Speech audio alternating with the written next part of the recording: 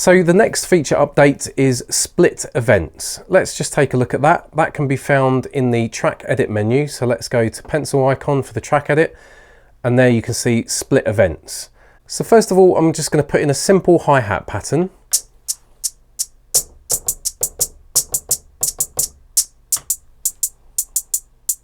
Okay, so there's our simple pattern. Let's go to the grid editor and select that last note there. Let's go back to the track edit menu and choose split events. Now we're going to split that last note, so it's only going to split the selected events, which that says here. I'm going to split that into 16 additional pieces. It's not going to split it up into 16th notes. It's actually going to slice that note into 16 tiny sections. So let's press do it.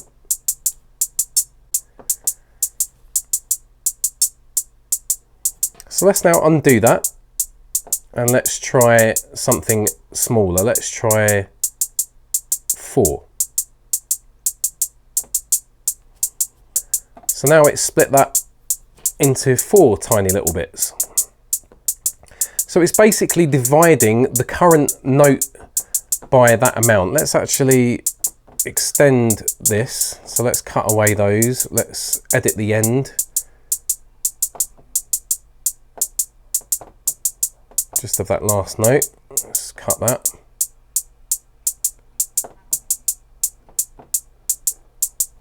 And now let's see what it does to this. Split events. So there you go. Depending on the note length, it's going to split that note length into a set amount of sections. So let's now choose, well, let's choose the last 2 notes and now split those. So let's split those into 8. Let's take a look.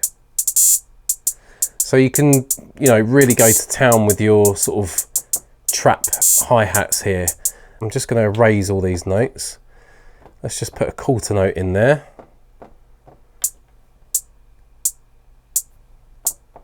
Now let's split that last note into sections.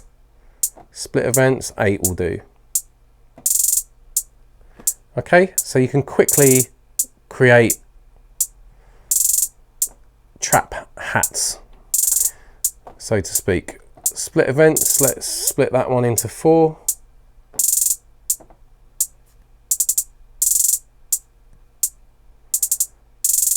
Okay, so that's a really nice feature. That. Let's duplicate that note. Let's choose that one, split that into 16.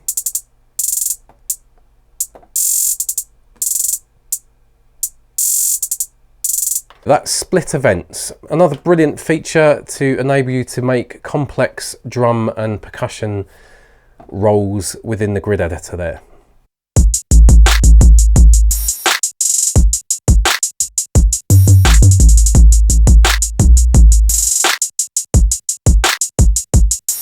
Mm-hmm.